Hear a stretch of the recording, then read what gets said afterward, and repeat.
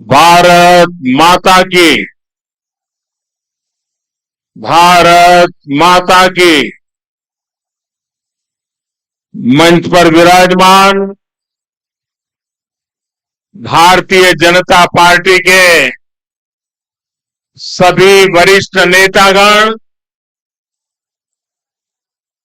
और इतनी बड़ी संख्या में हम सबको आशीर्वाद देने आए हुए इस वीर भूमि के मेरे प्यारे भाई और बहनों,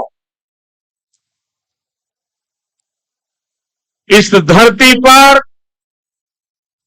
वीर तेजाजी महाराज, भगवान देवनारायण, डिग्गी कल्याण जी, देवधाम जोधपुरिया, खोड़ा गणेश जी और माता शाकंभरी की कृपा है। ये भूमि अनेक ऋषियों मनुष्यों की तपोस्थली है, कार्यस्थली रही है। यहीं पर ख्वाजा मोइनुद्दीन चिश्ती की दरगाह भी है। मैं अजमेर की इस पावन भूमि से सम्राट पृथ्वीराज चौहान के शौर्य, मां मीरा की भक्ति और विजय सिंह पथिक जैसे क्रांतिवीरों की शक्ति को भी नमन करता। मैं राजस्थान की प्रत्येक माता बहन बेटी को नमन करता हूं जिन्होंने इस धरती को वीरों की धरती बनाया। आज ही देवी अहल्याबाई होलकर जी की जन्म जयंती भी। राष्ट्र निर्माण के कार्यों के लिए देश के लोगों को कर्तव्य पथ दिखाने की दिशा दिखाने के लिए देवी अहल्या जी को देश हमेशा याद रखेगा। मैं देवी अहल्याबाई होलकर जी को आदरपूर्वक श्रद्धांजलि देता। मैं आज राजस्थान बीजेपी की सराहना करूंगा। राजस्थान बीजेपी पूरा उत्साह के साथ हम सभी के श्रद्धेय स्वर्गीय भैरों सिंह शेखावत जी का जन्मशती वर्ष मना रही है। कुछ दिन पहले 15 मई को ही उनकी पुण्यतिथि भी थी। मैं भैरों सिंह शेखावत जी को भी अपनी विनम्र श्रद्धांजलि अर्पित करता हूं। भाइयों और बहनों, आज यहां अजमेर आने से पहले मुझे तीर्थराज पुष्कर जाने का सौभाग्य मिला। हमारे शास्त्रों में ब्रह्मा जी को सृष्टि का रचयिता कहा गया। ब्रह्मा जी के आशीर्वाद से आज भारत में नव निर्माण का दौर चल रहा है। केंद्र में भाजपा के नेतृत्व वाली एनडीए सरकार के 9 साल भी पूरे हो गए। भाजपा सरकार के 9 साल देशवासियों की सेवा के रहे हैं। भाजपा सरकार के 9 साल सुशासन के रहे हैं। भाजपा सरकार के 9 साल गरीब कल्याण के लिए समर्पित रहे। साथियों, देश ने 2014 में सबका साथ सबका विकास के नए संकल्प का आह्वान किया था।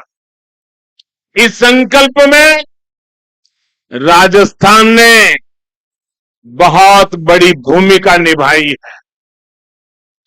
आप याद कीजिए, 2014 से पहले देश में क्या स्थिति थी। पूरे देश में जनता भ्रष्टाचार के विरुद्ध सड़क पर उतरी हुई थी। बड़े बड़े शहरों में आए दिन आतंकी हमले होते थे। कांग्रेस सरकार सीमा पर सड़कें बनाने से भी डरती थी। महिलाओं के विरुद्ध अपराध चरम पर थे। प्रधानमंत्री के ऊपर सुपर पावर थी। कांग्रेस सरकार रिमोट कंट्रोल से चल रही थी।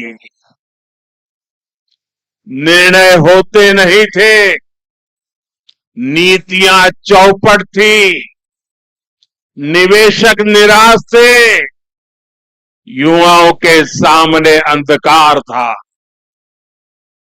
जनता से वोट लेकर कांग्रेस जनता को ही कोस रही थी। भाइयों और बहनों, घोर निराशा के इसी माहौल को 2014 में आपने एक वोट से विकास के विश्वास में बदल दिया।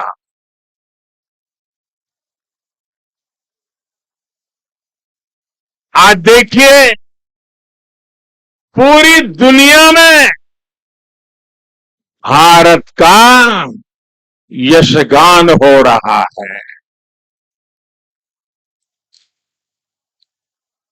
आज दुनिया के बड़े बड़े एक्सपर्ट्स ये बोल रहे हैं कि भारत अति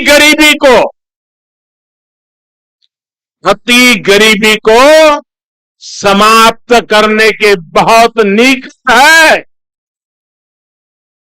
साथियों, आखिर ये बदलाव आया कैसे? ये बदलाव आया कैसे? ये बदलाव आया कैसे?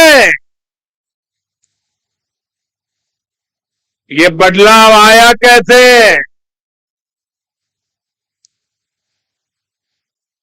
इसका जवाब है सबका साथ, सबका विकास। इसका जवाब है वंचितों को वरीयता। साथियों, कांग्रेस ने 50 साल पहले, आप देखिए, एक कांग्रेस की गारंटी वाली आदत आज की नहीं है, पुरानी है। 50 साल पहले कांग्रेस ने इस देश को गरीबी हटाने की गारंटी दी थी, और ये गरीबों के साथ किया गया कांग्रेस का सबसे बड़ा विश्वासघात है। कांग्रेस की रणनीति रही है कि गरीबों को फरमाओ, गरीबों को तरसाओ। यहां राजस्थान के आप लोगों ने भी इसका बहुत नुकसान उठाया है। साथियों, कांग्रेस ने किस तरह देश की करोड़ों महिलाओं और बच्चों के जीवन से खिलवाड़ किया, इसका उदाहरण कांग्रेस के समय चीला टीकाकरण अभियान है। जब कांग्रेस की सरकार थी तो देश में टीकाकरण का दायरा सिर्फ 60% के आसपास ही पहुंच पाया था।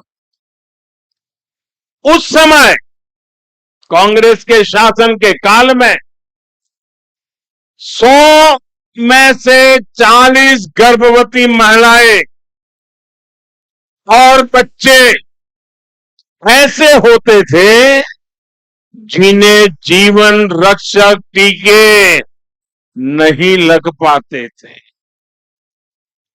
अगर कांग्रेस सरकार होती तो देश में टीकाकरण की कवरेज 100% होने में 40 साल और लग जाते और कितनी पीढ़ियां बीत जाती।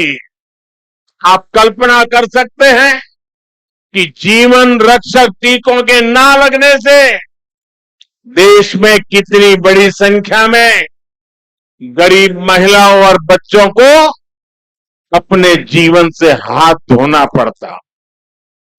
राजस्थान के भी ऐसे लाखों बच्चों और महिलाओं को बचाने का काम बीजेपी सरकार ने किया है। साथियों, हम सभी ने अपने बचपन में अपनी मां को लकड़ी पर खाना बनाते देखा है। लकड़ी पर खाना बनाने की वजह से जो धुआं निकलता था वो हर महिला के जीवन पर संकट लाता था। देश की महिलाओं की ये परेशानी भी कांग्रेस को कभी नजर नहीं आई। कांग्रेस शासन में एक गैस कनेक्शन पाने तक के लिए इधर उधर दौड़ना पड़ता था, सिफारिशें लगवानी पड़ती थी। इसलिए 2014 तक सिर्फ 14 करोड़ लोगों के पास ही गैस कनेक्शन था। हम अगर कांग्रेस सरकार की स्पीड से चले होते तो देश के कोने कोने में गैस कनेक्शन पहुंचने में 20 साल और लग जाते। यानी बिना गैस कनेक्शन के एक पीढ़ी और गुजर जाती। मुझे ये स्थिति स्वीकार नहीं थी। इसलिए ही पिछले 9 साल में बीजेपी सरकार ने देश के 19 करोड़ से अधिक लोगों को गैस कनेक्शन दिया। इस गैस कनेक्शन ने महिलाओं को स्वास्थ्य भी दिया है और सुविधा भी दी है। साथियों, पानी की एक एक बूंद की कीमत राजस्थान के मेरे भाई बहन अच्छी तरह जानते हैं। हमारे देश में 2014 तक 18 करोड़ से ज्यादा ऐसे परिवार थे जहां नल से जल नहीं आता था, पाइप से पानी का कनेक्शन ही नहीं था। बीजेपी सरकार ने बीते 3 साल में 9 करोड़ लोगों को पाइप से पानी के कनेक्शन से जोड़ा। अगर कांग्रेस की सरकार होती तो उसे यही काम करने में 20 साल और लग जाते। जब संकट हल करने में, पानी से जुड़ी चुनौतियों को समाप्त करने में कांग्रेस सरकार कभी आगे बढ़कर काम नहीं करती। कांग्रेस को सिर्फ झूठ बोलना आता है और आज भी कांग्रेस यही कर रही है। साथियों, कांग्रेस ने वीरों की इस धरती और यहां के वीरों के साथ भी हमेशा धोखा किया। एक कांग्रेसी है जो 4 दशक तक 1 रैंक 1 पेंशन के नाम पर हमारे पूर्व सैनिकों से विश्वासघात करती रही। कागजों पर सिर्फ 500 करोड़ रुपए रखकर कांग्रेस कहती थी कि वो वन रैंक वन पेंशन लागू करेगी, जबकि इसके लिए हजारों करोड़ रुपयों की जरूरत थी। भाजपा सरकार ने न सिर्फ वन रैंक वन पेंशन को लागू किया, बल्कि पूर्व सैनिकों को एरियर भी दिया। वन रैंक वन पेंशन लागू होने के बाद 18,000 करोड़ रुपए से ज्यादा की राशि एरियर के तौर पर पूर्व सैनिकों को मिली। इसका लाभ राजस्थान के भी करीब करीब 2 लाख पूर्व सैनिकों को मिला है। वन रैंक वन पेंशन लागू होने की वजह से देश के पूर्व सैनिकों की जेब में अब तक करीब करीब 65,000 करोड़ रुपया गया। 65,000 करोड़ रुपया दोस्तों, आप कल्पना कर सकते हैं कहां कांग्रेस के 500 करोड़ रुपये और कहां बीजेपी सरकार के 65,000 करोड़ रुपये। अगर बीजेपी सरकार ना होती तो पूर्व फौजियों को आज भी वन रैंक वन पेंशन का इंतजार ही करना पड़ता। साथियों, कांग्रेस की गलत नीतियों का सबसे ज्यादा नुकसान अगर किसी को उठाना पड़ा तो वो देश के छोटे किसान है। छोटे किसानों की जरूरत पर, छोटे किसानों की मदद करने पर कांग्रेस ने कभी ध्यान नहीं दिया। ये भारतीय जनता पार्टी है जिसने पहली बार छोटे किसानों की मुश्किलों को समझा, उनकी परेशानी दूर करने की कोशिश की। हमने छोटे किसानों के हितों को ध्यान में रखकर पिछले 9 वर्ष में कृषि बजट में लगभग 6 गुना वृद्धि की है। 6 गुना वृद्धि।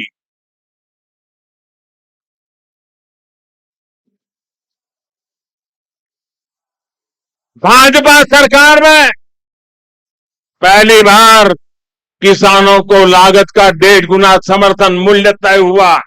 पहली बार किसानों को बैंक खाते में उनकी उपज का पैसा मिलना सुनिश्चित हुआ। पहली बार किसानों को इनाम के रूप में राष्ट्रीय मंडी मिली है।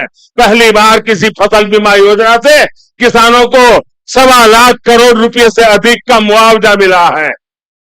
पहली बार अभियान चलाकर किसानों को बीजों की 2000 नई वैरायटी दी गई है। पहली बार पशुपालकों को, मछली पालकों को उसको किसान क्रेडिट कार्ड की सुविधा मिली है। पहली बार यूरिया की कालाबाजी रुकी है।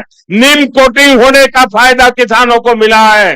पहली बार किसानों को लिक्विड नैनो यूरिया जैसा मेड इन इंडिया उत्पाद मिला है। पहली बार अभियान चलाकर देश के 11 करोड़ किसानों को 11 करोड़ से अधिक सॉइल हेल्थ कार्ड दिए गए हैं। पहली बार किसानों के लिए पीएम किसान सम्मान निधि जैसी योजना शुरू हुई है। तो इसके तहत अभी तक 11 करोड़ किसानों को करीब 2.5 लाख करोड़ रुपए मिल चुके हैं। साथियों, ये बीजेपी की ही सरकार है जिसने गेहूं और धान की खेती के अलावा भी किसानों को आय के दूसरे साधनों पर और ज्यादा काम किया है। पहली बार देश में दालों का उत्पादन बढ़ाने और एमएसपी पर दलहन की खरीद के लिए इतना बड़ा अभियान चलाया गया। पहली बार अन्नदाता को ऊर्जादाता बनाने के लिए हमने अभियान चलाया। लाखों किसानों को सोलर पंप भी दिए। पहली बार देश में प्राकृतिक नेचुरल फार्मिंग के लिए इतना बड़ा अभियान शुरू किया गया। पहली बार शहद का उत्पादन बढ़ाने और उसके निर्यात के लिए भी बीजेपी सरकार ने विशेष मिशन चलाया। पहली बार ज्वार बाजरा जैसे भारत के श्री अन्न को वैश्विक पहचान देने का प्रयास हुआ। पहली बार किसी सरकार ने मोटे अनाज उगाने वाले देश के 2.5 करोड़ किसानों की चिंता की है।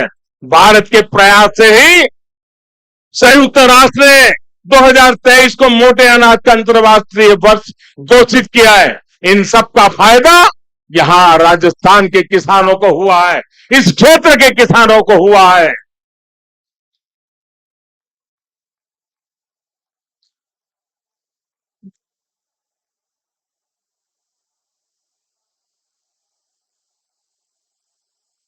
भाई और बहनों, आजकल बहुत से लोग कहते हैं कि देश में जो विकास के बड़े बड़े काम हो रहे हैं, उसके लिए ये मोदी इतने पैसे लाता कहां से है?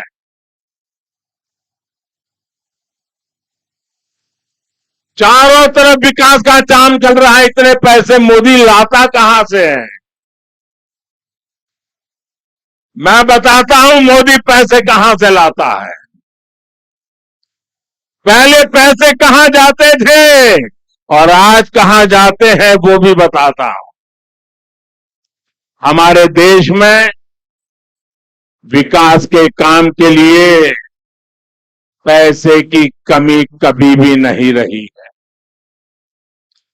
ये बहुत जरूरी होता है कि जो पैसा सरकार भेजे वो पूरा का पूरा विकास के कार्यों में लगे।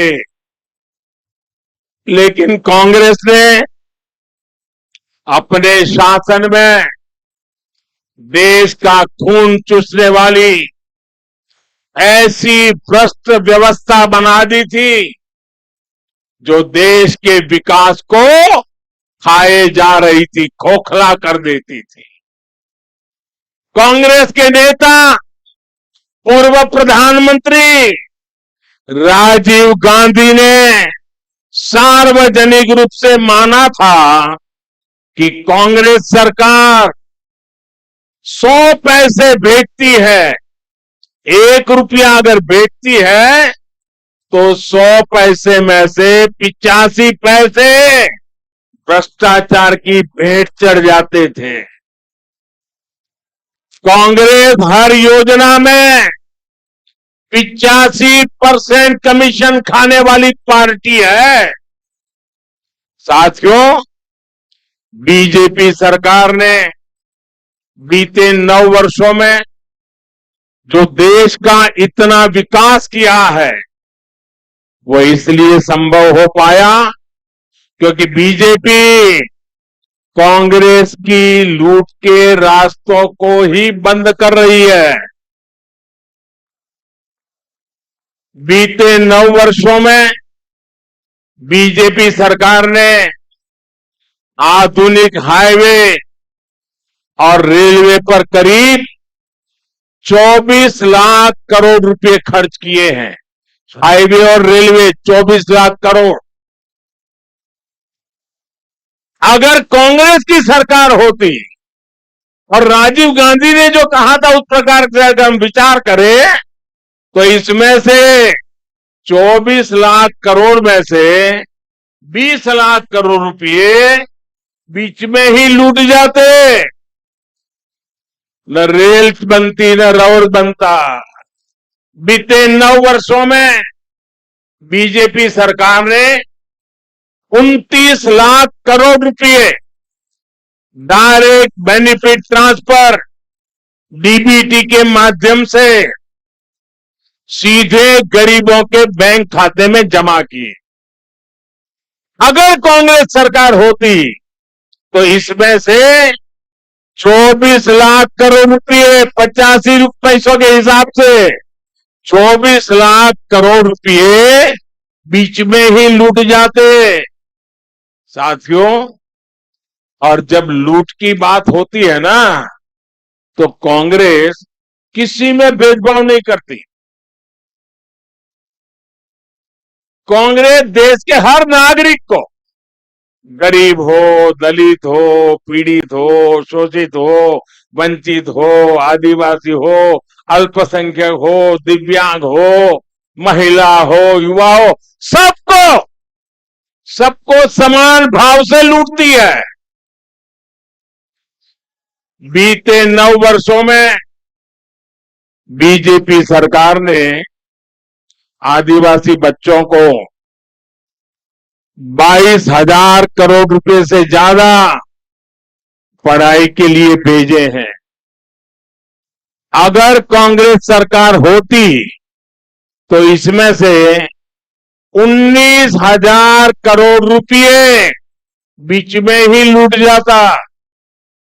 बीते 9 वर्षों में बीजेपी सरकार ने पानी सुविधाओं के लिए 4.25 लाख करोड़ रुपए का प्रावधान किया। अगर कांग्रेस सरकार होती तो इसमें से भी 3.25 लाख करोड़ रुपए बीच में ही लूट जाते। आप कल्पना कर सकते हैं इसका कितना बड़ा नुकसान हमारी राजस्थान की माताओं, बहनों, बेटियों को भी उठाना पड़ता। साथियों, गरीब का सबसे बड़ा सपना उसका अपना घर होता है। कांग्रेस सरकार के समय गरीबों को जो घर मिलते थे वो 4 दीवारों के खंडहर बन के रह जाते थे, उससे ज्यादा कुछ नहीं होते थे। ऐसा इसलिए होता था क्योंकि कांग्रेस गरीब के घरों को भी लूट लेती थी। बीते 9 वर्षों में बीजेपी सरकार ने 2,25,000 करोड़ रुपए 2,25,000 करोड़ रुपए गरीबों को घर बनाने के लिए दिए हैं। अगर कांग्रेस सरकार होती तो उसमें से 2 लाख करोड़ रुपए बीच में ही लूट जाते। बाकी बचे 25,000 करोड़ रुपए में घर न बनता, खंडहर ही बनते, घर का सपना कभी पूरा नहीं होता। साथियों, बीते 9 वर्षों में बीजेपी सरकार ने मुद्रा योजना के तहत करीब 24 लाख करोड़ रुपए की मदद मेरे देश के युवाओं को की है। ये पैसा भी पूरा का पूरा युवाओं के बैंक खातों में गया है।